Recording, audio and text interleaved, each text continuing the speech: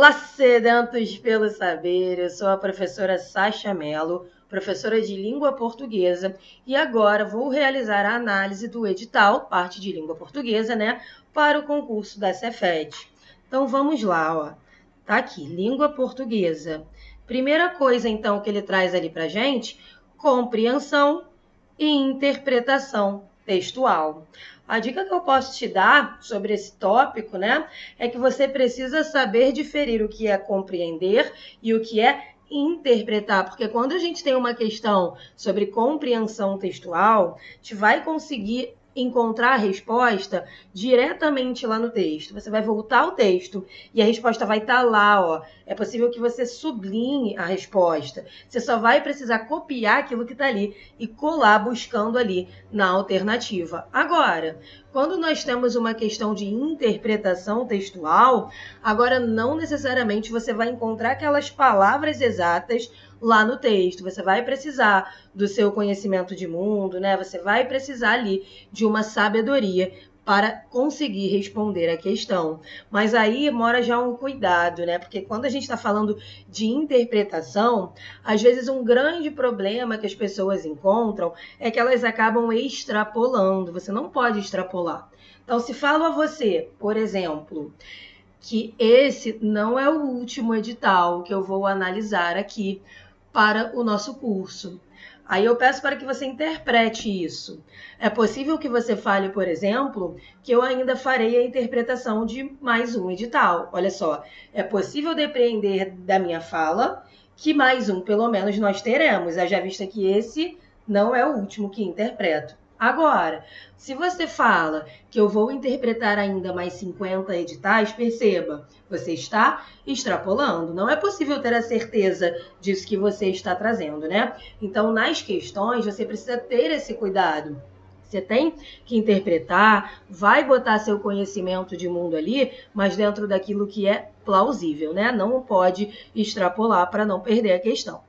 Agora, ele fala ali sobre considerações da norma culta da língua portuguesa, e aí eu já convido a você a começar a falar as coisas de forma mais culta. Como assim?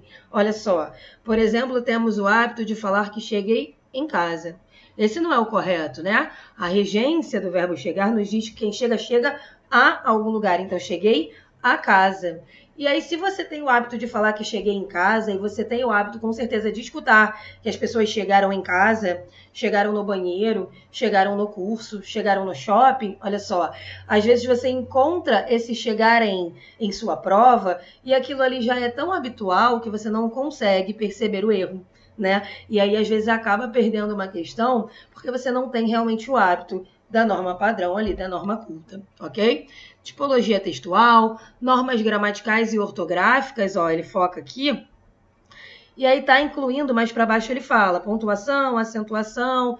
É importante, né, você visualizar então o novo acordo ortográfico e as mudanças que foram trazidas por ele, né? Por exemplo, as paroxítonas sofreram várias mudanças.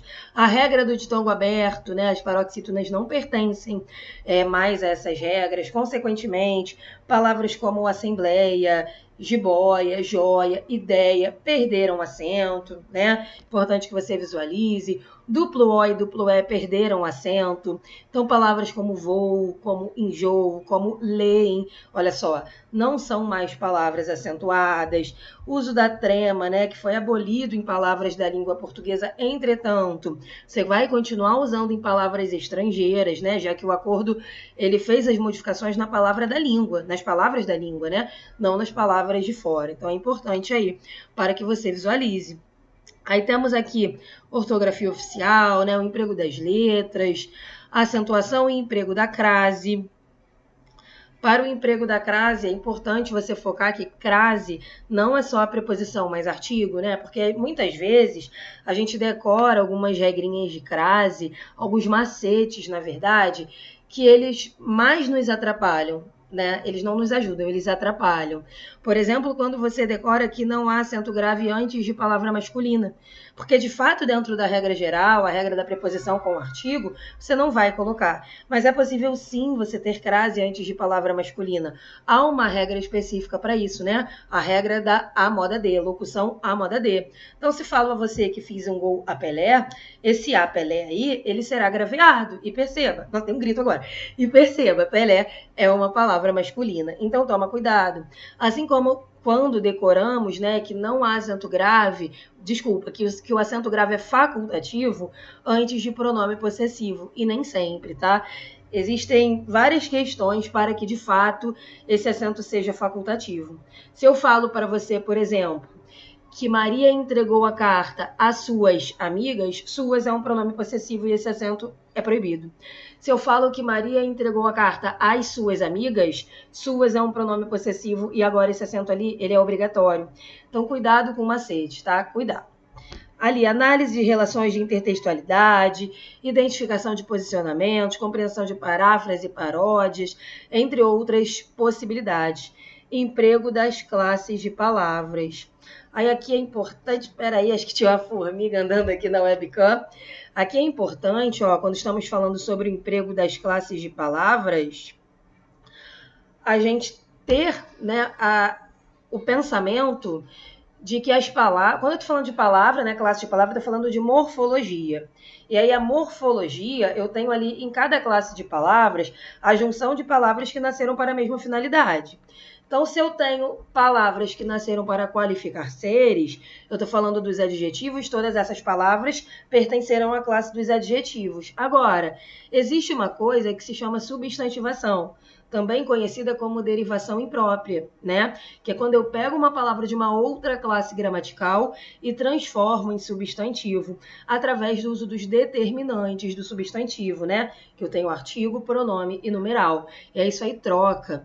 Na emprego das classes de palavras, acho importante também que você estude o que. Porque o que, ele pode ser mais de 16 coisas na língua portuguesa. O que cai muito é que você saiba diferir o que, pronome relativo, para a conjunção integrante, ok? Aí temos ali emprego e correlação de tempos e modos verbais, valor semântico das preposições, isso aqui é muito importante, ó.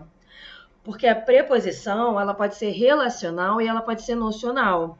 Ela é relacional, ó, quando ela se relaciona com o termo anterior, quando ela é fruto de regência. E aí, quando ela é fruto de regência, quando uma palavra obrigou a existência dessa preposição e por isso ela está aparecendo, ela não tem valor semântico, ou seja, ela não tem sentido, tá? Ela está ali porque ela é fruto de regência. Agora, quando a preposição ela é nocional, aí ela traz um valor semântico, ela traz a ideia de alguma coisa, ela não é fruto de regência.